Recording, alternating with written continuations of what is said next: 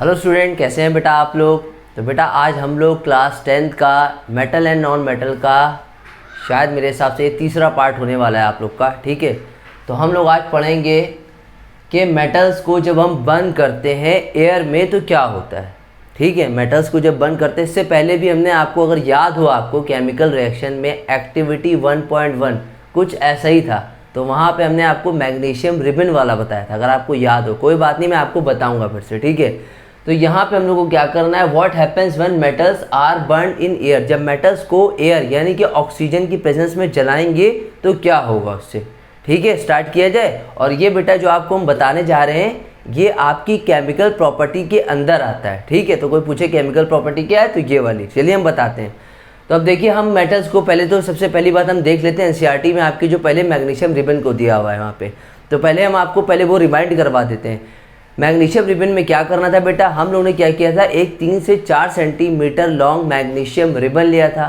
उस magnesium ribbon को रेगमाल यानी कि सैंड पेपर से घिस लिया था। घिसा क्यों था, क्योंकि उसके ऊपर कोई ऑक्साइड की लेयर ना जम जाए। अगर जम जाएगी तो दोबारा फिर से रिएक्शन होने लगेगा, इसलिए उसको अच्छे से घिस लिया था। ठीक है सर। फिर हमने क्या करा था, मैग्नीशियम रिबन को टोंग यानी कि चिमटे की मदद से हमने क्या किया था, पकड़ा था। और पकड़ के उसको हम ले गए थे इसके पास बंसन बर्नर, आग जहाँ से जलती है बंसन बर्नर या स्पिरिट लैम्प, वहाँ पे ले गए और उससे जलाने लगे। जब हमने जलाया उसको, तो जलाने के बाद वहाँ पे हमने देखा वहाँ से एक वाइट फ्लेम निकल रही है। वाइट फ्लेम कौन सी, dazzling white flame. Dazzling white flame क्यों निकल रही है, क्योंकि जब हम उसको जला रहे हैं तो उसमें से जो निकल रही है कलर उसका, मैग्नीशियम को जलाने पर मैग्नीशियम रिबन को, तो dazzling white flame. Sir dazzling क्या है, डैजलिंग का मतलब होता है चौंधिया देने वाली लाइट। जैसे कि आप देखते नहीं, जो क्रैकर्स होते हैं, पटाखे वगैरह होते हैं, उसको जलाओ तो एकदम से बर्न होता है, तो आंखों पे जैसे लगता है अंधेरा छा गया। तो डैजलिंग का मतलब ही होता है जिसमें से चौंधिया देने वाली लाइट। ठीक है, तो जब हमने क्या करा था, मैग्नीशियम को बर्न किया था एयर में, तो डैजलिंग वाइट फ्लेम निकली थी। ठीक है सर, समझ गए। फिर उसमें देखा हमने, जब मैग्नीशियम को किससे बर्न किया, कि ऑक्सीजन, यानी कि ऑक्सीजन के जब जलाओगे तो ऑक्सीजन तो वहाँ पे आसपास होएगी, तो ऑक्सीजन हुआ, तो क्या बना था, मैग्नीशियम ऑक्साइड बना था। ये मैग्नीशियम ऑक्साइड जो बना था हमारा, ये क्या था, इसको मेटल ऑक्साइड मतलब कहते हैं। मेटल ये है, ऑक्साइड ये, यानी कि मेटल ऑक्साइड कहते हैं, मैग्नीशियम ऑक्साइड। जब ये मैग्नीशियम ऑक्साइड बना था तो हम जब जला रहे थे, यूँ स्पिरिट लैम्प आया था, हम आपको यहाँ पे जगह नहीं है, मैं आपको बता दे रहा हूँ। ठीक है, ये हमने यहाँ पे क्या लिया था, बंसन बर्नर, छोटा सा देख लिया बेटा। यहाँ पे ये बंसन बर्नर से आग निकल रही है। आग निकलते हुए मैंने यहाँ पे क्या लेके आया, यहाँ पे लेके आया मैं मैग्नीशियम रिबन लेके आया। इस मैग्नीशियम रिबन को टोंग की मदद से हम पकड़े हुए थे। जब टोंग की मदद से पकड़े थे, जला रहे थे, तो यहाँ पे ये जल के डैजलिंग वाइट फ्लेम दे रहा था, चौंधिया देने वाली फ्लेम दे रहा था। और इसका चूरा गिर के हम क्या कर रहे थे, एक चाइना डिश में रख रहे थे, चाइना डिश में कलेक्ट कर ले रहे थे, यानी कि एक प्लेट में कलेक्ट कर ले रहे थे। फिर इसका जो पाउडर बना उसको हम लोग कहते हैं MgO को कहते हैं वाइट पाउडर। जो जला, मैग्नीशियम रिबन जब जला तो डैजलिंग वाइट फ्लेम दिया, और जब उसका चूरा बन गया तो उसको कहते हैं वाइट पाउडर कहते हैं। और वाइट पाउडर क्या होता है, मैग्नीशियम ऑक्साइड होता है। ये हम बता चुके हैं आपको केमिकल रिएक्शन में, एक्टिविटी 1.1 जाके देखो बेटा। ठीक है, और अच्छे से वहाँ पे समझ में आएगा। तो हमने देखा, तो मेटल को ऑक्सीजन से रिएक्ट करने पे क्या आ रहा है, मेटल ऑक्साइड। देखो ये मैग्नीशियम है तो उसको मेटल का, मैग्नीशियम एक मेटल है। ऑक्सीजन मैग्नीशियम ऑक्साइड बन रहा है, यानी कि मेटल ऑक्साइड बन रहा है, तो मेटल ऑक्साइड बन गया। ठीक है सर, इतना समझ में आ गया। अब हमने कहा अगर ऐसे ही अगर हम कॉपर को हीट करें in the presence of oxygen से, यानी कि ऑक्सीजन से कंबाइन करके हीट करेंगे तो क्या बनेगा। तो एनसीईआरटी में आप देखिएगा ऐसे ही लिखा हुआ है, कॉपर को जब हमने ऑक्सीजन यानी कि हमने मेटल को ऑक्सीजन से करा, मेटल को ऑक्सीजन से रिएक्ट करा तो बना कॉपर ऑक्साइड। ये कॉपर ऑक्साइड जो होता है बेटा, ये एक बेसिक नेचर है, क्योंकि भैया कॉपर ऑक्साइड बन रहा है। हमने आपको बताया था कि मेटल का कोई भी ऑक्साइड हो, मेटल किसे कहते हैं, कॉपर को कह रहे हैं, मतलब सभी एक मेटल है हमारे पास। मेटल का कोई भी हमारा ऑक्साइड बने या कॉपर का हाइड्रो ऑक्साइड बने, ऑक्साइड बने सिर्फ या हाइड्रो ऑक्साइड बने, OH वाला बने, दोनों ही बेस होते हैं। तो ये भी बेसिक है हमारा। तो हमने देखा CuO जो बना ये ब्लैक कलर का था। क्यों, क्योंकि इसको अगर आप देखोगे, एक्सपेरिमेंट वगैरह करोगे तो लैब में जाके पता चलेगा। ऐसे हमने आपको बता दी क्योंकि हमें पता है। तो ये CuO जो बनेगा ये कैसा, ब्लैक कलर का पाउडर, ब्लैक कलर का बनेगा। ठीक है, फिर हमने कहा ऐसे ही एल्युमिनियम को ऑक्सीजन से रिएक्ट करवा दे। ये सब बेटा हम बैलेंस किए हुए हैं, बैलेंसिंग हमने सिखा रखी है आपको, ये सब बैलेंसिंग हमने पहले से लगा रखी है। यहाँ पे 2 है और यहाँ पे 2 है, यहाँ पे 4 है, यहाँ पे 3 है। तो हमने एल्युमिनियम को ऑक्सीजन से रिएक्ट करा, यानी कि एक मेटल को ऑक्सीजन से रिएक्ट करा तो बनाया एल्युमिनियम ऑक्साइड बनाएगा। यहाँ पे क्या बनाएगा? एल्युमिनियम ऑक्साइड बनाएगा। ठीक है सर, ओके, हम समझ गए। अब देखिएगा बेटा, अब देखिएगा यहाँ पे इतना समझ गए आप, ठीक है। अब हमने कहा आपसे कि ये बताइए आपको अगर याद हो, recall chapter 2 acid and bases अगर आपको याद हो, ध्यान दिएगा बेटा, एसिड और बेसिस अगर आपको याद हो तो वहाँ पे हम लोग ने एक रिएक्शन कराई थी कि एसिड को जब रिएक्ट करवाते हैं बेस से, बेस कौन सा हमने लिया? बेस लिया CuO, और एसिड कौन सा लिया? HCl। तो क्या बनता है? सॉल्ट एंड वाटर बनता है, यानी कि ये इससे रिएक्ट होगा तो बनेगा CuCl2, कॉपर क्लोराइड बनेगा और निकलेगा वाटर निकलेगा, क्योंकि हमें मालूम है कि चैप्टर 2 में हम पढ़ चुके हैं कि एसिड प्लस बेस क्या बनता है? Salt and water. और कॉपर ऑक्साइड का कलर कैसा होता है? कॉपर ऑक्साइड का कलर होता है ब्लू ग्रीन होता है। ब्लू ग्रीन तब आता है जब एसिड को इसमें ऐड करते हैं, ऐसे नहीं आता है, ये इसमें ऐड होगा तब आएगा, यानी कि एसिड भी ऐड होना चाहिए तब ब्लू ग्रीन कलर आएगा। इसे हवा में मत कह देना। वैसे ये सब कलर बेटा आप लोग को क्या तब याद आएंगे अगर और अच्छे से जब आप लोग लैब वगैरह में जाओगे, ठीक है। फिर देखिए क्या हुआ, फिर यहाँ पे NCERT में एक पॉइंट लिखा है, but some metal oxide such as aluminium oxide and zinc oxide show both acidic as well as basic. जो हमारे एल्यूमिनियम ऑक्साइड और जिंक ऑक्साइड है ये एसिडिक नेचर भी दे रहे हैं और बेसिक नेचर भी दे रहे हैं, यानी कि ये वाले और ये वाले, ये दोनों के दोनों हमें ये कैसे नेचर दे रहे हैं? ये दोनों के दोनों हमें बेसिक नेचर भी दे रहे हैं और एसिडिक नेचर भी दे रहे हैं, ठीक है सर। Al की जगह Zn भी आप ले सकते हैं। अभी हमने इसी को बताया, इसको रहने दिए, इसी को समझिए, ठीक है। यानी कि Al2O3 और ZnO यानी कि जिंक ऑक्साइड भी और Al2O3 भी दोनों ही बेसिक और एसिडिक नेचर दे रहे हैं। सर क्यों दे रहे हैं? क्योंकि दोनों का जो बिहेवियर होता है दोनों ही एम्फोटेरिक होते हैं। तो देखिए लिखा हुआ है यहाँ पे behaviour when they react acid और bases to form salt and water. क्या बनाया? सॉल्ट एंड वाटर बनाया। और क्या देगा? एम्फोटेरिक एसिड होते हैं, एम्फोटेरिक ऑक्साइड बनाएंगे। क्यों? क्योंकि हमने कहा जो एसिड और बेसिस दोनों प्रॉपर्टी शो करे उसे कहते हैं एम्फोटेरिक ऑक्साइड बनाते हैं, और यही यहाँ पे कहा है इसमें, ठीक है, ये कहा है। अब बेटा देखिए यहाँ पे क्या है, अब देखिए यहाँ पे बेटा एक चीज़ याद रखिएगा कि आपकी एक्टिविटी ये हम बता रहे हैं, ये एक्टिविटी कौन सी है आपकी? एक्टिविटी बेटा जो है ये आपकी एक्टिविटी 3.9 बता रहे हैं बेटा, ठीक है। अब ये जो एक्टिविटी बेटा कही गई है, कहा गया है कि टीचर की प्रेजेंस में होना चाहिए। क्यों? क्योंकि भैया दिख रहा है यहाँ पे, ये जो आप देख रहे हो यहाँ पे मैग्नीशियम वगैरह रिबन बर्न कर रहे हो, बर्न करने से क्या हो रही? फ्लेम निकल रही है। आंखों में भी कुछ हो सकता है, इसीलिए कहा जाता है कि आंखों में आप स्पेक्स यानी कि चश्मा वगैरह लगा के आप इस चीज़ को देख करें, ठीक है। फिर क्या कहा गया है आपसे इस बुक में जो आपसे कह रहे हैं आपसे NCERT में, और सुनिएगा इसके बाद भी सुनिएगा। फिर इसमें कहे ने बेटा आप लोग से कलेक्ट करना है प्रोडक्ट को, let the product metal surface cool down, which metal burn easily, what flame colour did you observe the metal. तो यहाँ पे हम लोगों को क्या करना है? सबसे पहले अब यहाँ पर हम लोगों को एल्युमिनियम ऑक्साइड से रिएक्ट करवाना है, फिर इसका कलर बताना है, फिर हमने क्या क्या ऑब्जर्व किया ये देखना है, और कौन सी चीज़ें सॉल्युबल है मेटल और कौन से नहीं है ये भी बताना है। वो हम लास्ट में बात करेंगे, पहले हम एक्टिविटी को ध्यान से देख लेते हैं, ठीक है। फिर हमने कहा एल्युमिनियम ऑक्साइड को अगर रिएक्ट करेंगे तो सर क्या बनेगा? हमने कहा एल्युमिनियम ऑक्साइड लिया और हमने एसिड लिया। एल्युमिनियम ऑक्साइड को यानी कि हमने लिया एक बेस और एक एसिड लिया, यानी कि एसिड प्लस बेस क्या मिलता है? सॉल्ट एंड वाटर बनता है। तो देखो यहाँ पे क्या निकला? AlCl3 और प्लस वाटर निकला। बैलेंस बेटा कर लेना खुद से, ठीक है। फिर हमने कहा एल्युमिनियम ऑक्साइड को अगर हम एसिड की जगह अब एक बेस से करवा दे, ये देखो ये बेस है और ये देखो क्या है? ये एसिड है हमारा। तो एसिड से करवाया तो निकला हमारे पास क्या? AlCl3 निकला, वही सॉल्ट एंड वाटर निकला। फिर हमने इसी को हमने बेस के साथ करवाया, NaOH ले लो या CaOH ले लो या कुछ भी ले लो। हमने कहा है आपसे कि मेटल का ऑक्साइड और हाइड्रोक्साइड दोनों ही बेस बनाते हैं, एर्नियस थ्योरी में याद होगा। NaOH तो क्या बनेगा? NaAlO2 plus 3H2O। ये क्या बना? सोडियम एल्यूमिनेट बना। क्या बना? सोडियम एल्यूमिनेट बना, ठीक है सर, समझ गए।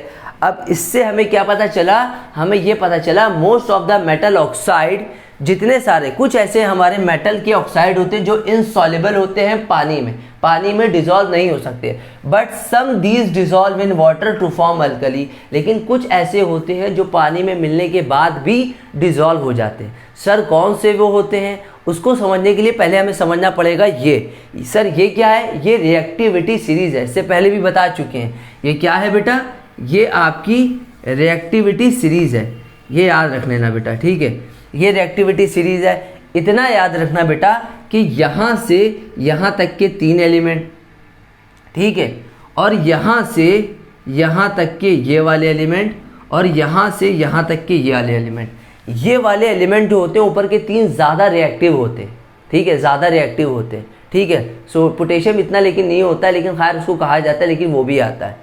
फिर हमने कहा पोटेशियम, सोडियम, कैल्शियम, अभी इसको ही बता रहे हैं यहाँ पे कि हमने कहा कि कुछ हमारे वाटर में सॉल्युबल होते हैं, लेकिन हमारे कुछ जो होते हैं वाटर में क्या करते हैं, वाटर में कैसे होते हैं हमारे, वो डिसॉल्व हो जाते हैं और वो अल्कली बनाते हैं। और फिर हमने कहा कौन कौन से डिसॉल्व हो जाते हैं, हमने कहा सोडियम ऑक्साइड और potassium oxide dissolve in water, तो ये अल्कली बनाते हैं, यानी कि सोडियम ऑक्साइड और पोटेशियम हाइड्रोक्साइड वाटर में डिसॉल्व हो जा रहे हैं और ये अल्कली बना रहे हैं। अल्कली किसे कहते हैं, जो रिएक्टिव एलिमेंट होते हैं। तो हमने इसीलिए तो कहा कि ये वाले डिसॉल्व हो जा रहे हैं, देखो सोडियम ऑक्साइड और पोटेशियम ऑक्साइड, इसीलिए हमने कहा ये जो 3 एलिमेंट होते हैं ये ज़्यादा रिएक्टिव होते हैं। ये जब कोल्ड वाटर से रिएक्ट करते हैं, ऊपर के 3 एलिमेंट जब कोल्ड वाटर से रिएक्ट करते हैं तो हम लोग को क्या बनाते हैं, अल्कली बनाते हैं, ठीक है, अल्कली बनाते हैं। और क्या, यहाँ पे हाइड्रोजन गैस निकलती है यहाँ से। हमने कहा देखते हैं सर कैसे, तो हमने कहा यहाँ से यहाँ तक के एलिमेंट जो होते हैं बेटा ये हमारे ज़्यादा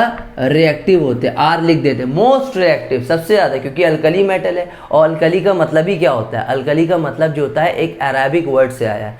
अल्कली को हम लोग कहते हैं एक प्लांट की जो एशेस होती है, राख, अरेबिक वर्ड से आया। अरेबिक वर्ड में क्या है अल्कली का, अल्कली का मतलब ये कहा गया एक वहाँ एक प्लांट ऐसा होता है, वहाँ क्या हरी जगह सब जगह होता है, एक ऐसा प्लांट है जिस प्लांट को हम लोग राख बना के उसको एकदम चूरा चूरा करके उसको इस्तेमाल करते हैं, वो अल्कली से बना, यानी कि अल्कली एक अरेबिक वर्ड से आया, ये याद रखना, ठीक है। फिर हमने कहा यहाँ पे यहाँ से यहाँ तक के जो मेटल है, मैग्नीशियम से आयरन तक के, ये कैसे होते हैं, ये लेस रिएक्टिव होते हैं, कम रिएक्टिव होते हैं। फिर हमने कहा पीबी से लेके प्लैटिनम तक के ये कौन से एलिमेंट होते हैं, ये बेटा लीस्ट रिएक्टिव होते हैं, ये ज़्यादा रिएक्ट नहीं करते, यानी कि ये पानी के साथ अच्छे रिएक्ट होंगे, ये पानी के साथ रिएक्ट नहीं होंगे, ये वेपर्स के साथ रिएक्ट होंगे, यानी कि H2O के वेपर्स के साथ, पानी के साथ ये और ये वेपर्स के साथ, और ये पानी के साथ रिएक्ट ही नहीं करेंगे, ठीक है। ये क्या लिखा है, potassium, sodium, calcium, magnesium, aluminium, zinc, iron, lead, hydrogen, copper, ठीक है, हाइड्रोजन, कॉपर, और ये क्या है, कॉपर है, Hg है ये, ठीक है, Hg है, ठीक है, Hg, Ag, Au, और क्या लिखा है, Pt, प्लैटिनम लिखा है, ठीक है। ये रिएक्टिविटी सीरीज है। अब देखिएगा यहाँ पे क्या लिखा था, तो हमने कहा ये कैसे होगा यहाँ पे, ये बताइए। तो हमने कहा एक काम करते हैं, यहाँ पे इसको बेटा रफ कर दे, इसको मैं बेटा रफ कर दे रहा हूँ, ठीक है, इसको मैं रफ कर दे रहा हूँ, यहाँ पे बता दे रहा हूँ, ठीक है। हमने लिया यहाँ पे क्या, हमने लिया K था, और हमारा क्या था, कौन कौन सी चीज़ें सॉल्युबल थी हमारी, कौन कौन सी इनसॉल्युबल थी, कुछ मेटल के ऑक्साइड इनसॉल्युबल थे और कुछ मेटल के ऑक्साइड सॉल्युबल थे। तो हमने यहाँ पे क्या करेंगे, सबसे पहले हम लोग यहाँ पे क्या करेंगे कि सोडियम ऑक्साइड लेंगे, यहाँ पे बेटा देखिएगा Na2O, ठीक है, इसको वाटर में डिज़ोल्व करेंगे, और क्या लेंगे, पोटेशियम ऑक्साइड लेंगे, ठीक है, K2O प्लस वाटर में डिज़ोल्व करेंगे। दिखाई दे रहा है ना बेटा, यहाँ पे मैं ऐसे बना दे रहा हूँ, ठीक है। सोडियम ऑक्साइड लिया और पोटेशियम ऑक्साइड लिया, तो यहाँ पे क्या बनाएगा, NaOH, और ये क्या बनाएगा, KOH, ठीक है।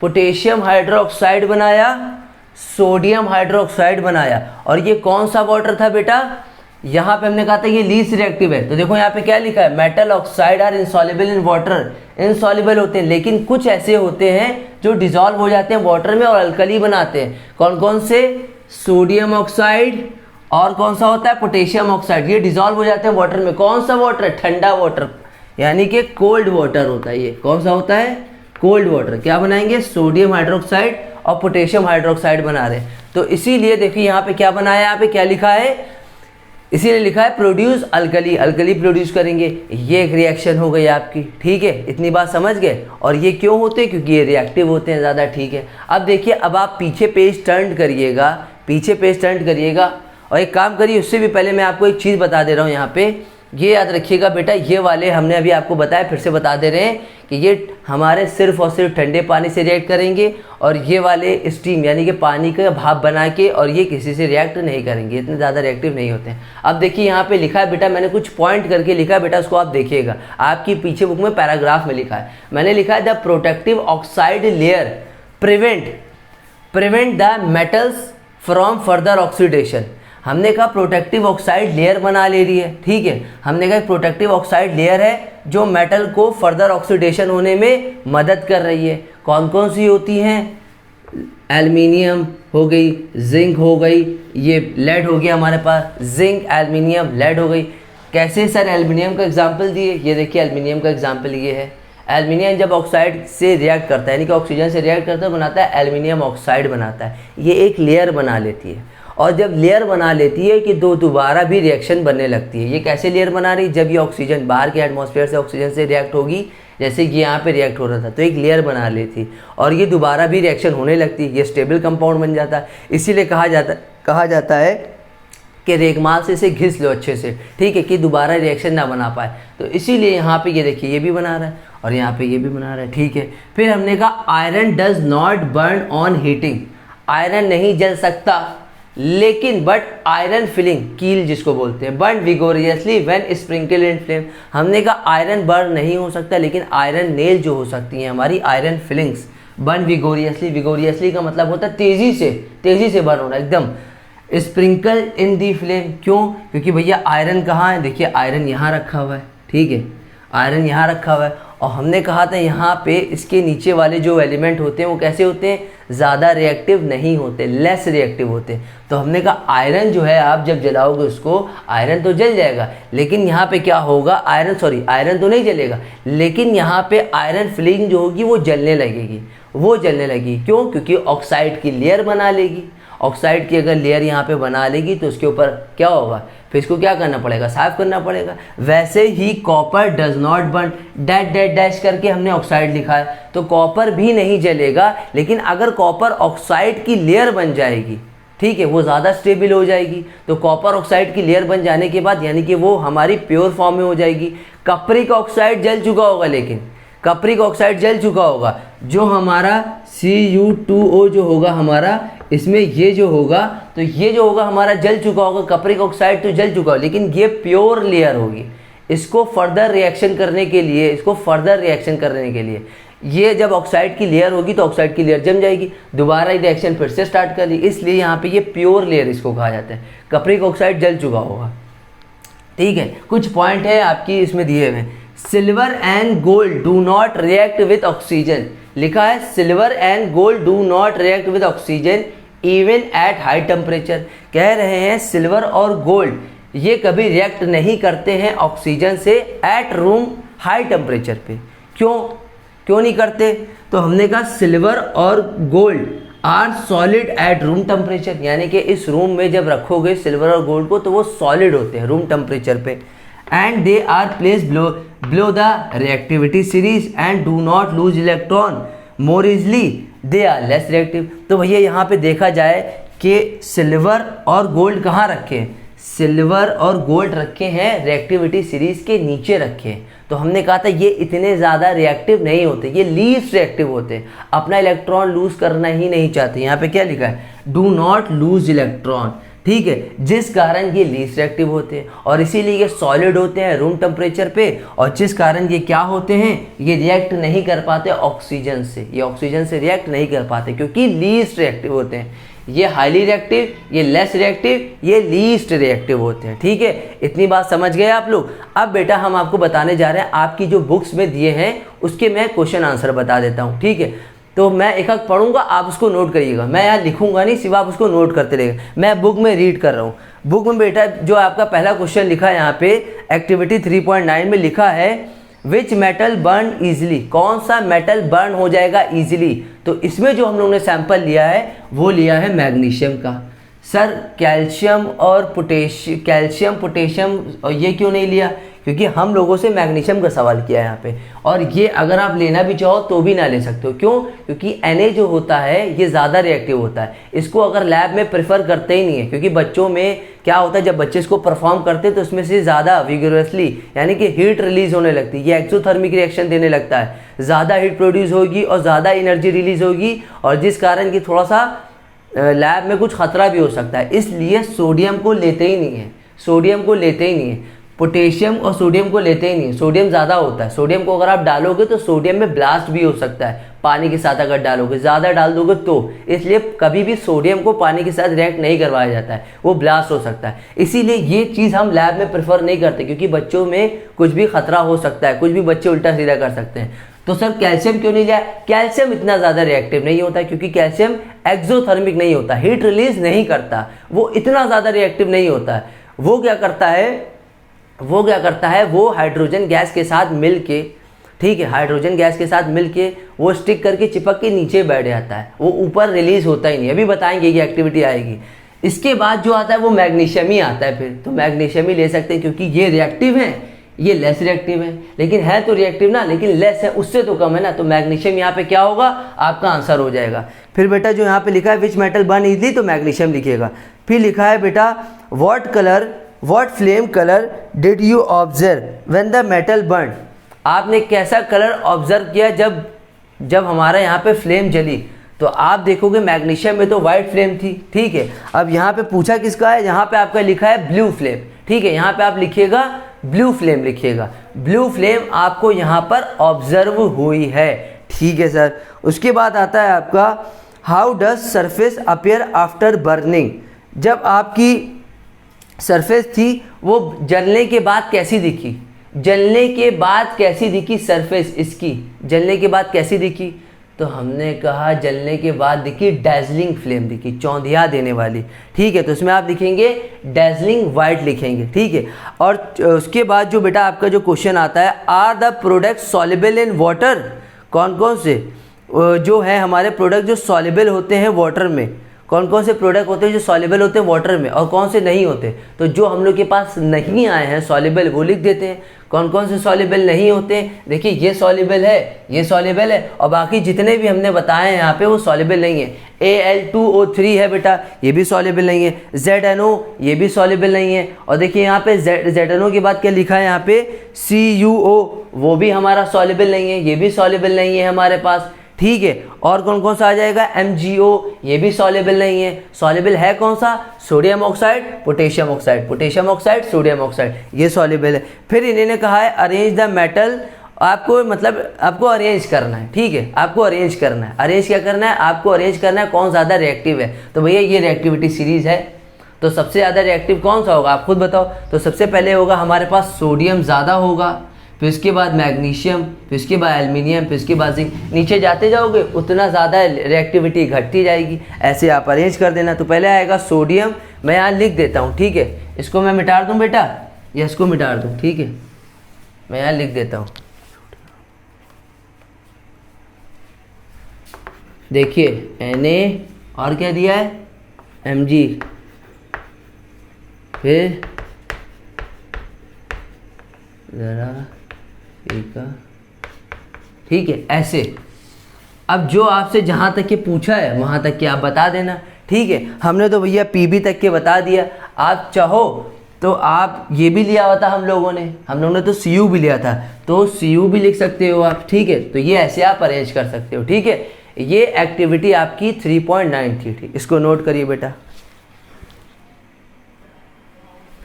अब देखिए बेटा आपके पास जो नेक्स्ट एक्टिविटी आई है 3.10, और 3.10 में ही लिखा हुआ है what happens when metal react with water. अब मेटल को एयर की जगह किससे रिएक्ट करेंगे? वाटर से रिएक्ट करेंगे। तो देखिए इसमें एक्टिविटी भी है और ये आपकी एक केमिकल प्रॉपर्टी भी है। तो हमें क्या करना है, सबसे पहले यहाँ पे जो आपकी बुक में लिखा है कि आपको सैंपल लेना है। कौन से सैंपल लेना है? ये रिएक्टिविटी सीरीज के कुछ सैंपल लेना है। इन्होंने सैंपल हमको सोडियम, पोटेशियम, कैल्शियम ये सब दिए। तो हमने सबसे पहले क्या लिया, पोटेशियम और सोडियम के सैंपल ले लिए, ठीक है। फिर हमने क्या करा, एक बीकर लिया, ध्यान से सुनिएगा बेटा, बीकर लिया, बीकर हमने लिया और बीकर में हमने क्या लिया, ठंडा पानी लिया। क्या लिया? कोल्ड वाटर लिया। कोल्ड वाटर में हमने ऐड किया, कोल्ड वाटर में हमने क्या ऐड किया, कोल्ड वाटर में हमने ऐड किया सोडियम और पोटेशियम का सैंपल, सोडियम और पोटेशियम का सैंपल। और उससे पहले भी हम आपको एक और चीज़ बता सकते हैं, बता दे रहे हैं कि यहाँ से यहाँ तक जो होता है बेटा, ये बहुत ज़्यादा मोस्ट रिएक्टिव होते हैं, मतलब पानी के कांटेक्ट में आते ही बहुत ज़्यादा रिएक्टिव हो जाते हैं, ये याद रखिएगा। और ये जो होते हैं बेटा, ये हमारे लेस रिएक्टिव होते हैं। लेस का मतलब थोड़े से रिएक्टिव होते हैं, ज़्यादा नहीं होते हैं, ठीक है। ये मोस्ट, ये लेस, और यहाँ से यहाँ जो होते हैं ये बहुत ही लीस्ट रिएक्टिव होते हैं, इतना ज़्यादा रिएक्ट नहीं करते ठंडे पानी से, कोई भी पानी से रिएक्ट नहीं करते। ये रिएक्ट करते हैं, ये थोड़ा सा, ये नहीं रिएक्ट करते, ये रिएक्ट करते हैं ठंडे पानी से, और ये रिएक्ट करते हैं पानी के वेपर से, वेपर्स को, ठीक है, पानी को ही वेपर्स कहते हैं, ठीक है। और ये जो है ये रिएक्ट नहीं करते, किसी भी कंडीशन में रिएक्ट नहीं करेंगे। अब देखिए यहाँ पे हमने एक बीकर लिया, बीकर में ये दोनों सैंपल डाल दिए, ठंडे पानी में डालें तो देखिए एनसीईआरटी में क्या लिखा है, मेटल, मेटल ये हमारा हो गया, वाटर, वाटर हमारा ये हो गया। तो मेटल प्लस वाटर क्या बनता है, मेटल ऑक्साइड बनेगा और हाइड्रोजन गैस रिलीज होगी। अगर हमने कहा यहाँ पे थे, देखिए मेटल ऑक्साइड को यहाँ पे ले ले और वाटर डाल दे इसमें, पहले मेटल को वाटर से रिएक्ट कराया तो मेटल ऑक्साइड और हाइड्रोजन गैस निकली। और अगर हमने पूरा का पूरा मेटल ऑक्साइड को वाटर के साथ रिएक्ट कराएंगे तो मेटल हाइड्रोक्साइड मिलेगा, ठीक है। खैर ये छोटी छोटी बातें। तो हमने कहा पहले क्या लेते हैं, हमने पहले लिया पोटेशियम को इसमें डाला और कोल्ड वाटर डाला, तो हमने पोटेशियम लिया और कोल्ड वाटर लिया, ठीक है। ये जो Sl लिखा है ये इसके फेज है कि कौन से स्टेट में पाया जाता है, सॉलिड लिक्विड किसमें, वाटर लिक्विड में होता है, पोटेशियम सॉलिड में होता है। तो हमने पोटेशियम को पहले डाला कोल्ड वाटर में, पोटेशियम को कोल्ड वाटर में डाला तो क्या बनाया, पोटेशियम हाइड्रो ऑक्साइड बनाया। फिर क्या निकला यहाँ से, हाइड्रोजन गैस, देखिए हाइड्रोजन गैस निकली, निकलने वाले एरो ऊपर दिखा रहे हैं, ऊपर की तरफ निकलता है, और यहाँ पे प्लस एनर्जी रिलीज हो रही है। अब ध्यान से सुनिएगा, अब यहाँ पे ये जो रिएक्शन हो रही है, पोटेशियम को डाला, पानी लिया, ठंडा पानी लिया, पोटेशियम हाइड्रोक्साइड निकला एक्वस और हाइड्रोजन गैस निकली, प्लस एनर्जी रिलीज हो रही है। ये एनर्जी रिलीज कौन सी हो रही है, एनर्जी रिलीज होने का मतलब यही समझ में आ रहा है, क्योंकि ये तो है रिएक्टिव एलिमेंट, ठीक है, ये रिएक्टिव एलिमेंट है, ज़्यादा तेज़ी से रिएक्टिव एलिमेंट है, ज़्यादा हाईली रिएक्ट कर जाते हैं, तो इसीलिए इसको ठंडे पानी से रिएक्ट करा। अगर ये सारे रिएक्टिव एलिमेंट को हॉट वाटर से ही करवा देते तो एक तो पहले ही से वो गर्म, ऊपर से और गर्म पानी दे रहे हो, इसलिए ठंडे पानी से कराया। अब गर्म, ये जो हमारे रिएक्टिव एलिमेंट थे पोटेशियम, पोटेशियम को कोल्ड वाटर से कराने पर एनर्जी रिलीज हो रही है, यानी कि इतने ज़्यादा रिएक्टिव हैं कि ठंडे पानी से रिएक्ट होने के बाद भी एनर्जी रिलीज कर रहे हैं, यानी कि ये जो एनर्जी रिलीज हो रही है ज़्यादा हाईली एक्सोथर्मिक होगी, यानी कि ज़्यादा से ज़्यादा हीट रिलीज हो रही है इस रिएक्शन में, इसीलिए ठंडे पानी से रिएक्शन कराया। अगर इसको और गर्म पानी से करवा देते तो भैया और कुछ और ही होता, तो और ज़्यादा हीट निकलती, तो यहाँ पे एनर्जी रिलीज हुई, ठीक है। फिर हमने कहा अब सोडियम ले लेते हैं, सोडियम को कोल्ड वाटर से कराया, ये बैलेंस हुआ है, बैलेंस कर लिएगा। सोडियम को कोल्ड वाटर से कराया तो क्या निकला, सोडियम हाइड्रोक्साइड एक्वस और हाइड्रोजन गैस, और इसमें भी एनर्जी रिलीज हो रही है, क्योंकि हमें मालूम है कि ऊपर के स्टार्टिंग के 3 एलिमेंट ज़्यादा रिएक्टिव हुए, लेकिन उसमें से भी 2 एलिमेंट ज़्यादा रिएक्टिव होते हैं, कैल्शियम भी इतना रिएक्टिव नहीं होता है एज कंपेयर टू सोडियम और पोटेशियम। सो कैल्शियम भी इतना रिएक्टिव नहीं होता है, सोडियम पोटेशियम ज़्यादा होता है। तो दोनों को हमने रिएक्ट कराया, पोटेशियम सोडियम को इसके अंदर डाला, सोडियम पोटेशियम कोल्ड वाटर में डाला, तो एक जगह पे ये निकला और एनर्जी रिलीज हो रही है। तो यहाँ पे हमने ऑब्जर्व किया कि ये जो एनर्जी रिलीज हो रही है इसमें क्या पता चल रहा है, इसमें ये पता चल रहा है कि ये रिएक्टिव एलिमेंट है और एनर्जी रिलीज कर रहे हैं ठंडे पानी में जाके। तो हमने देखा सोडियम और potassium react with cold water, react with यहाँ पे लिखा नहीं है, कोल्ड वाटर है। जब कोल्ड वाटर से रिएक्ट करेगा with cold water they float, जब पानी में आप डालोगे, ठंडे पानी में सोडियम पोटेशियम डालोगे तो कुछ देर ये तैरेगा, ठीक है, तैरता रहेगा और इसमें आग लगने लगेगी। क्यों? क्योंकि रिएक्टिव है। सोडियम को अगर पानी से मिलाओगे तो वो वैसे ही रिएक्टिव होता है और वो ब्लास्ट भी हो सकता है, ब्लास्ट होगा, सोडियम ज़्यादा ब्लास्ट हो जाता है, आपने देखा होगा। तो यहाँ पे क्या होगा, ये फ्लोट करेगा। And release energy, energy release कर रहा है। और ये एनर्जी कौन से रिलीज कर रहा है? एक्सोथर्मिक, क्योंकि भैया रिलीज हो रही है, और जो चीज़ रिलीज होती है उसे कहते हैं एक्सोथर्मिक, और जो चीज़ एब्जॉर्ब होती है उसे कहते हैं एंडोथर्मिक कहते हैं। तो यहाँ पे हीट रिलीज हो रही है तो यानी कि एक्सोथर्मिक है, रिएक्शन ज़्यादा ही हाईली रिएक्टिव है यानी कि। और फिर क्या हो रहा है? एंड कैचेस फायर, और आग भी पकड़ ले रहा है, क्योंकि हमने पहले ही बता दिया रिएक्टिव मेटल है, पानी में डालोगे तो आग निकलने लगेगी, फ्लोट होगा यानी कि तैरेगा और तैरते तैरते आग भी देने लगेगा। तो यानी कि कैचेस फायर, आग भी पकड़ सकता है, पकड़ेगा, पकड़ नहीं सकता, पकड़ेगा। तो हमने देखा जब पोटेशियम को और सोडियम को ठंडे पानी में डाला तो किस कलर की आग निकल रही थी? तो हमने देखा लिलिक, LILAC, लिलिक फ्लेम निकल रही थी। सर लिलिक किसे कहते हैं? लिलिक फ्लेम पर्पल फ्लेम को कहते हैं। जब आपने देखा होगा किचन वगैरह में मम्मी आपकी काम करती हैं तो उसमें गैस वगैरह में देखते हो कि बाहर की तरफ जो होती है वो गोल्डन येलो कलर की होती है, और अंदर की तरफ जो निकल रही होती है वो लिलिक यानी कि पर्पल कलर की निकल रही होती है। तो ये वही फ्लेम है। पोटेशियम में लिलिक निकलेगी यानी कि पर्पल निकलेगी फ्लेम, और सोडियम में गोल्डन फ्लेम जो अगल बगल होती है, पर्पल के बाहर वाली अगल बगल। नॉब में देखना कभी गैस की नॉब में कि अंदर की तरफ पर्पल होती है और बाहर की तरफ गोल्डन येलो होती है। ठीक है, इतनी बात समझ गए सर। अब क्या करना है? अब आपके NCERT में दिया है कि अगर हम इसी को, इन दोनों को कोल्ड वाटर से रिएक्ट कर लिया तो ऐसे ऐसे हुआ कंडीशन। अगर हम कैल्शियम को भी कोल्ड वाटर से रिएक्ट करें तो क्या होगा? तो हमने कहा चलिए ठीक है कर लेते हैं। अपना क्या जा रहा है? Calcium also react with cold water but not more reactive. मैंने पहले ही बताया था कि सोडियम और पोटेशियम ज़्यादा रिएक्टिव होते हैं, कैल्शियम नहीं होता है, इतना रिएक्टिव नहीं है with cold water because no heat release, और यहाँ पर कोई हीट रिलीज होगी भी नहीं, और यहाँ पे हाइड्रोजन जलेगा भी नहीं। यानी कि इनका कहने का मतलब है कि अगर हम कैल्शियम को हम एक बीकर ले, बीकर में क्या करें? हम कैल्शियम ले और ठंडा पानी ले, कोल्ड वाटर ले, उन दोनों का रिएक्शन करवा दे, कैल्शियम ले और ठंडा पानी लिया, तो यहाँ पे हमें क्या मिलेगा? हमें मिलेगा, यहाँ पे हमें ये चीज़ मिलेगा, कैल्शियम हाइड्रोक्साइड मिलेगा। ठीक है, कैल्शियम हाइड्रोक्साइड मिला और हाइड्रोजन गैस मिलेगा। तो भैया यहाँ पे ये भी तो लिखा है hydrogen gas does not burn, ये जलेगी भी नहीं। भैया यहाँ पे अगर हाइड्रोजन गैस निकल रही है तो ये तो जल रही है। क्यों? क्योंकि ये बबल्स के फॉर्म में बाहर निकल रही है, क्योंकि बबल्स के फॉर्म में बाहर निकल रही है। जब यहाँ से बेटा ये बबल्स के फॉर्म में बाहर निकलेगी तो बाहर निकलने में बाहर का ऑक्सीजन भी कैच करेगी, क्योंकि ये हाइड्रोजन गैस जब ये बबल्स के फॉर्म में बाहर निकलेगी तो बाहर का ऑक्सीजन भी कैच कर लेगी। तो बाहर के ऑक्सीजन से और अंदर की हाइड्रोजन गैस जो निकल के आ रही है बबल के फॉर्म में, तो ये दोनों आग लगा लेंगी। इसीलिए तो क्या कह रहे थे, ये ज़्यादा एनर्जी रिलीज कर रही थी, हाईली रिएक्टिव है। लेकिन यहाँ पे कह रहे हैं कि हाइड्रोजन गैस निकलेगी लेकिन जलेगी नहीं। क्यों? क्योंकि हमने देखा जब कैल्शियम को ठंडे पानी से रिएक्ट करवाया तो निकला कैल्शियम हाइड्रोक्साइड निकला, और क्या निकला? हाइड्रोजन गैस निकली। अब पता चलेगा कि ये कैसे नहीं जल रहा है, हाइड्रोजन गैस तो निकल रही है तो इसको भी बाहर के ऑक्सीजन की तरह रिएक्ट करके जल जाना चाहिए। लेकिन सुनो, यहाँ पे हमने एक बीकर में क्या लिया? कैल्शियम लिया। इसको मैं मिटा दे रहा हूँ, उसको फिर से मैं बता रहा हूँ आपको, ठीक है? ठीक है, ये देखो यहाँ पे हमने एक बीकर लिया, इसमें हमने क्या डाला? ठंडा पानी।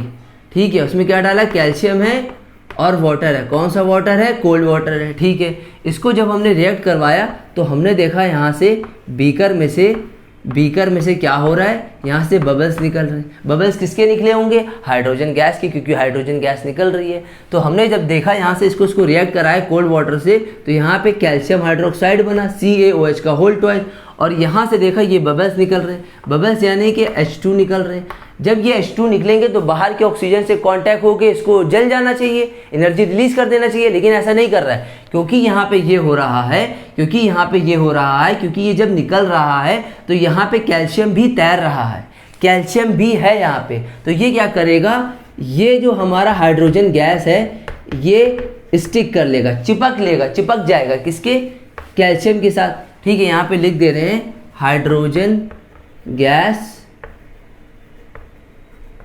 चिपक जाएगी। ठीक है, किसके साथ? कैल्शियम के साथ। कैल्शियम के साथ चिपक जाएगी। जब हाइड्रोजन गैस निकलेगी और कैल्शियम के साथ चिपक जाएगी तो कैल्शियम हाइड्रोजन क्या करेगा? आके बीकर में नीचे बैठ जाएगा, सिंक हो जाएगा। सिंक का मतलब डूब जाएगा। अगर डूब जाएगा तो यानी कि ज़्यादा से ज़्यादा एनर्जी रिलीज ही नहीं करेगा, अगर बाहर निकल जाता तो एनर्जी रिलीज करता। तो डूब गया तो एनर्जी रिलीज नहीं करेगा, और रिलीज नहीं करेगा तो इसीलिए हाइड्रोजन यहाँ पे जलेगा नहीं। अगर ये बेचारा हाइड्रोजन निकल जाता और कैल्शियम ना पकड़ता तो ये जलता, लेकिन यहाँ पे कैल्शियम भी था, तो कैल्शियम ने हाइड्रोजन को पकड़ा और नीचे बिठा लिया। जब नीचे बैठ गया तो सिंक हो गया, सिंक का मतलब डूब गया, जब डूब गया तो नीचे बैठ जाएगा। तो क्या होगा यहाँ पे, तो देखिए यहाँ पे क्वेश्चन भी ऐसा आ सकता है कि why calcium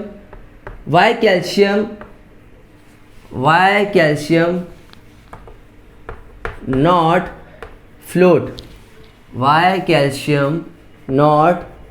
float on water. Calcium क्यों नहीं तैरता है? देखिए ऐसा नहीं कैल्शियम नहीं तैरेगा, कैल्शियम तैरेगा कुछ देर तक के, आफ्टर सम टाइम के बाद नीचे बैठ जाएगा। क्यों? क्योंकि हाइड्रोजन गैस कैल्शियम को पकड़ के डुबो लेगी। तो लिखा है why calcium not float on water, क्यों नहीं तैरेगा? Because hydrogen gas bubble stick with calcium, calcium के साथ चिपक जाएगा, एंड नॉट कैचेस फायर, और आग भी नहीं लगेगी जैसे इसमें आग लग रही थी, ये हाईली रिएक्टिव था। इसीलिए हमने कहा था कि ज़्यादा रिएक्टिव नहीं होता पोटेशियम और सोडियम के मुकाबले, और नॉट मोर वायलेंट रिएक्शन, और ये ज़्यादा से ज़्यादा वायलेंट कह लो या आप एक्सोथर्मिक कह लो, एक ही बात है, ज़्यादा से ज़्यादा आग नहीं निकलेगी। ठीक है, इस वजह से ये नीचे बैठ जाएगा। ठीक है, पहले इसको नोट कर लो, हम साइड हो जा रहे हैं, फिर इसको यहीं पे बता दें हम आपको। तो बेटा कैल्शियम जो होता है हमारा बहुत ज़्यादा कोल्ड वाटर से रिएक्ट तो करता है, लेकिन इतना ज़्यादा रिएक्टिव नहीं होता, इतनी एनर्जी रिलीज नहीं करता। अब उसके बाद आता है आपका मैग्नीशियम के ऊपर आता है कि अगर हम इस बीकर में मैग्नीशियम डाल दें, ठीक है, ये हमने चेंज कर दिया है, ठीक है, ब्लैक बोर्ड को चेंज कर दिया है। अब ध्यान से देखिएगा, पुराना वाला नहीं है। अगर अब इस हमने क्या करा, एक हम लेते हैं बीकर, ठीक है, अब मैग्नीशियम की बात पूछ रहे हैं सीआरटी में कि अगर हम मैग्नीशियम को हॉट वाटर में डाल दे, ऐड करें तो क्या होगा, या कोल्ड वाटर में डाल दे तो क्या होगा। तो हमने एक बीकर लिया, बीकर को स्टैंड पे रखा और उसके नीचे रखा बंसन बर्नर, जलाने वाला, ठीक है, बंसन बर्नर रखा। अब हमने देखा यहाँ पे हॉट वाटर ये लिया है और उसमें क्या ऐड करा, मैग्नीशियम मेटल को ऐड करा, मैग्नीशियम मेटल यानी कि Mg मेटल को ऐड करा। तो भैया मैग्नीशियम को अगर आप हॉट वाटर से रिएक्ट कराओगे, पहली बात तो सुन लो कि मैग्नीशियम कभी भी हॉट वाटर से रिएक्ट करता ही नहीं है, ना सॉरी कोल्ड वाटर से रिएक्ट करता ही नहीं है। क्यों? क्योंकि मैग्नीशियम क्या होता है हमारा, मैग्नीशियम लेस रिएक्टिव होता है। अब इतने कम वाले रिएक्टिव को आप कोल्ड वाटर से रिएक्ट कराओगे तो रिएक्शन ही नहीं देगा। ठीक है, तो आप उसको किससे करवाओगे, उसको हम लोग किससे कराते हैं, स्टीम से करवाते हैं। इसीलिए हमने कहा था कि पोटेशियम सोडियम मैग्नीशियम जो होते हैं, क्या पोटेशियम सोडियम मैग्नीशियम जो होते हैं हमारे, मैग्नीशियम को छोड़ के पोटेशियम हो गया हमारा। देखिए यहाँ पे ये जो तीन होते हैं ये ज़्यादा रिएक्टिव होते हैं, पोटेशियम सोडियम कैल्शियम, लेकिन इसमें भी कैल्शियम कम होता है। ये तीनों रिएक्टिव होते हैं तो उसको हॉट वाटर से करवा सकते हैं, सॉरी कोल्ड वाटर से करवा सकते हैं, ठीक है, हॉट वाटर से नहीं करवा सकते। लेकिन इन तीनों के नीचे मैग्नीशियम आता है, तो इसलिए हम उसको किससे करवाएंगे, उसको करवाएंगे हम लोग किससे, स्टीम से करवाएंगे। तो सर आपने तो यहाँ हॉट वाटर लिखा है, हॉट वाटर का मतलब ही बेटा हुआ स्टीम देना। पानी को आप स्टीम यानी कि हीट कर दो तो वो भाप में बदल जाएगा, तो स्टीम हो गया, हॉट वाटर मतलब ये हुआ। तो मैग्नीशियम को जब हॉट वाटर से करेंगे तो बनाएगा हमारा क्या, मैग्नीशियम ऑक्साइड बनाएगा, और यहाँ पे क्या बनाएगा, हाइड्रोजन गैस बनाएगा। कैसे? क्योंकि जब इसको यहाँ से हीट करोगे, मैग्नीशियम डाला, पानी डाला, ठीक है, स्टीम से करवा रहे हो, तो यहाँ से हॉट वाटर डाला तो यहाँ से ये बबल्स के फॉर्म में हाइड्रोजन गैस बाहर निकल रही है, तो देखो बाहर आ जाएगा यहाँ से। ठीक है, मैग्नीशियम क्यों लिया यहाँ पे, मैग्नीशियम को स्टीम से क्यों करा, क्योंकि भैया मैग्नीशियम जो होता है लेस रिएक्टिव होता है, ये हाईली रिएक्टिव होते हैं, इसलिए इसको कोल्ड वाटर से करते हैं। ये मैग्नीशियम लेस रिएक्टिव, इसको स्टीम से करते हैं। अब हमने कहा कि क्या क्या चीज़ें हमें दिखी ऑब्जर्वेशन में, तो हमने कहा मैग्नीशियम को अगर रिएक्ट करेंगे हॉट वाटर से, हॉट वाटर में रिएक्ट करोगे तो कुछ देर बाद ये तैरने लगेगा, फ्लोट करने लगेगा। भैया फ्लोट करेगा तभी तो ये हाइड्रोजन गैस बबल्स के फॉर्म में बना रहा है। It start floating after some time, ये फ्लोट करने लगेगा। फ्लोट करेगा तो यानी कि ये हाइड्रोजन गैस बाहर निकल रही है, हाइड्रोजन गैस बबल्स के फॉर्म में बाहर निकल रही है। ठीक है, फिर देखोगे तो हमने कहा ठीक है, ये तो मैग्नीशियम का हो गया, यानी कि इससे ये पता चला कि मैग्नीशियम को हम रिएक्ट नहीं करते हैं हॉट वाटर से, स्टीम से करते हैं, ये स्टीम है। ठीक है, इतनी बात समझ गए, कोल्ड वाटर से रिएक्ट नहीं करते हैं।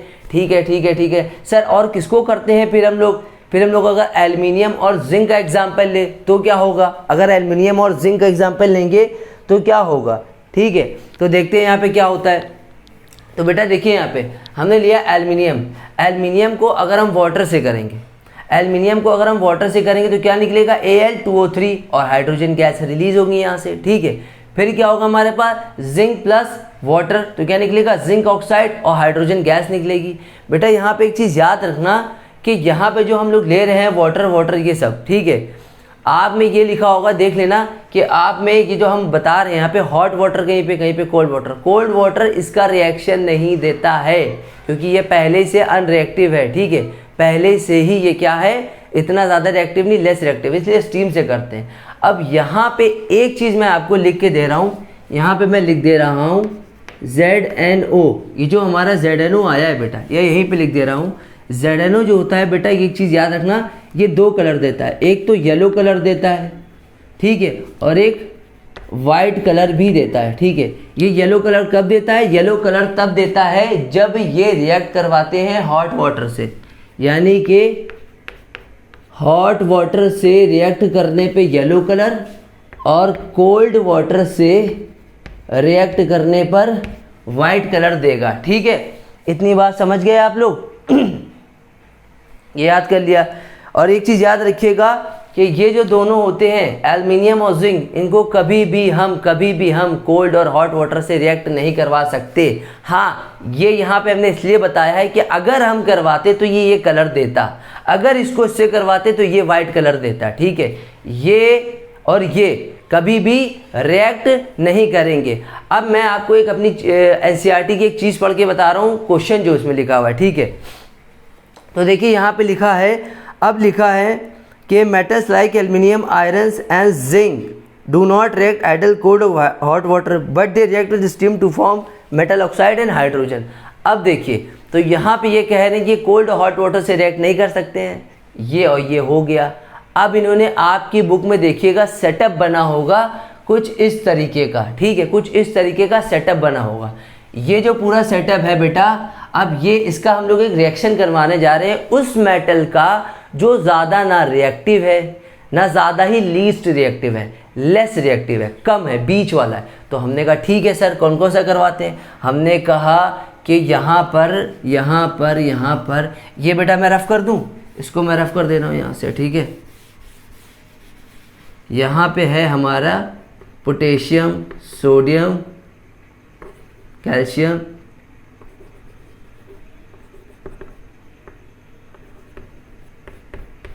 ठीक है, ये तो हमारे हाईली रिएक्टिव, और ये वाले हमारे क्या होते हैं, लेस रिएक्टिव होते हैं। अब इन्हीं मेटल्स को हमें इस सेटअप के अंदर डाल के टेस्ट करना है, क्योंकि अब रिएक्शन हमारे पास लास्ट ये पूछ रहे हैं कि अगर हम स्टीम से करेंगे तो क्या होगा। तो हमने कहा पहले सेटअप बता दे रहे हैं। ये बेटा जो है बंसन बर्नर है, ये जो पूरा गया है आपका, इसको बोलते हैं, यहाँ पे जो अंदर है ये टेस्ट ट्यूब को हमने ऐसे लगा दिया, ऐसे, और इस टेस्ट ट्यूब में एक डिलीवरी ट्यूब लगा दिया। डिलीवरी ट्यूब शीशे का होता है और यहाँ पे कॉर्क लगा है। कॉर्क से इसलिए लगाया ताकि यहाँ पे कुछ अगर बंसन बर्नर से जलाएंगे तो पूरी गैस बाहर ना निकल जाए, इसलिए धीमे धीमे करके इस डिलीवरी ट्यूब से पास हो। और यहाँ पे एक बड़ा सा टब, बाल्टा या बीकर कह दो, उसके अंदर पानी भरा हुआ है और उसके ऊपर उल्टा करके टेस्ट ट्यूब लगा दिया, और इस टेस्ट ट्यूब का मुंह जो है, नीचे की तरफ का जो मुंह है, वो डिलीवरी ट्यूब में अंदर घुसा दिया है, ताकि यहाँ से हीट करने पर जो भी गैस निकले वो इस डिलीवरी ट्यूब के अंदर पानी से होते हुए इसमें पास हो, ठीक है। तो अंदर देखिए यहाँ पे जो ये लिया है, ये जो ब्लैक है या वाइट आपको दिख रहा है छाल टाइप का, वो glass wool soaked in water है, वो वूल है, एक लच्छेदार होता है, ठीक है, एक लच्छेदार वूल होता है, वूल समझ रहे हो ना, वूल, ठीक है। फिर यहाँ पे हमने बंसन बर्नर लिया और इस टेस्ट ट्यूब के अंदर एक हमने मेटल का सैंपल रखा। अब वो कुछ भी रख सकते हैं, कौन सा रखना है हमें? हमने कहा मैग्नीशियम के नीचे वाला, हमने कहा मैग्नीशियम के नीचे एल्युमिनियम भी रख सकते हैं, ठीक है, एल्युमिनियम भी रख सकते हैं, आयरन भी ले सकते हैं, ठीक है, एल्युमिनियम रख सकते हैं, आयरन रख सकते हैं, और ये मैग्नीशियम भी ले सकते हो, जिंक भी ले सकते हो। लेकिन हमें जो NCERT में दिया है वो एक एल्युमिनियम का दिया है और एक आयरन का दिया है। क्यों? क्योंकि ये लेस रिएक्टिव होते हैं, लेस रिएक्टिव, लीस्ट नहीं होते ना ज़्यादा रिएक्टिव। तो हमने कहा ठीक है, तो हमने अंदर मेटल सैंपल लिया, एल्युमिनियम का एक बार ले लिया, एक बार आयरन का भी ले लेंगे, ठीक है। तो एक एक करके समझ जाइएगा। तो हमने यहाँ से जैसे ही हीट करना चालू करा बंसन बर्नर से, तो ये जो था ये ग्लास वूल, इसने वाटर को सोक्ड किया, ठीक है, यहाँ पे था, इसने क्या करा, जैसे ही जला तो ये मेटल सैंपल ने क्या करा, इसके स्टीम से, अब देखिए जो रिएक्शन हो रही है वो स्टीम से करा रहे हैं, भाप से, ना कोल्ड वाटर से ना हॉट वाटर से, स्टीम से करवा रहे हैं। क्यों? क्योंकि ये लेस रिएक्टिव वाले एलिमेंट है, एल्युमिनियम और आयरन लेस रिएक्टिव हैं, तो इसीलिए स्टीम से करवा रहे हैं। तो यहाँ से हीट करते हुए यहाँ से जब गैस पास हुई तो ये गैस इस डिलीवरी ट्यूब के अंदर गई, और ये डिलीवरी ट्यूब कहाँ था, पानी में डुबोया हुआ था, टेस्ट ट्यूब के अंदर मुंह खुला हुआ था।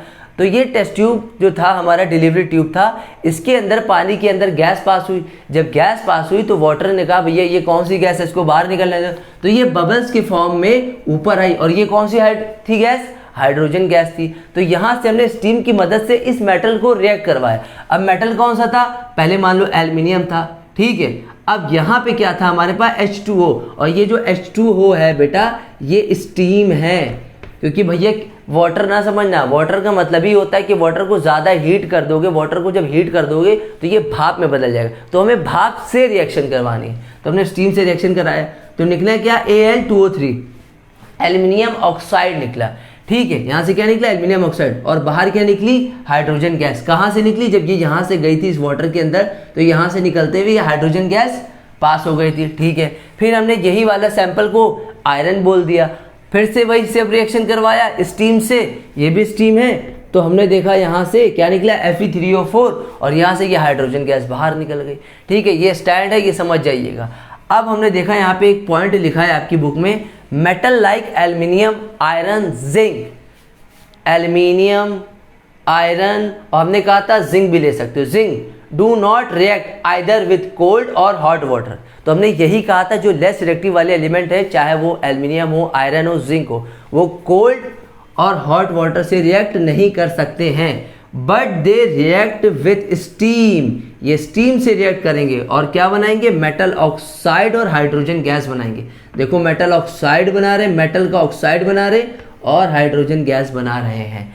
अगर जैसे कि मान लिए मैग्नीशियम को हम यहाँ पर रख देते, मैग्नीशियम इसमें ले लेते, ठीक है, ये मैग्नीशियम मेटल ले लेते और ये वाटर ले लेते, स्टीम से करते, ठीक है, हम कहते ये बना, ठीक है, हम कहते ये बना, ये बना, लेकिन ये रिएक्शन होएगी नहीं।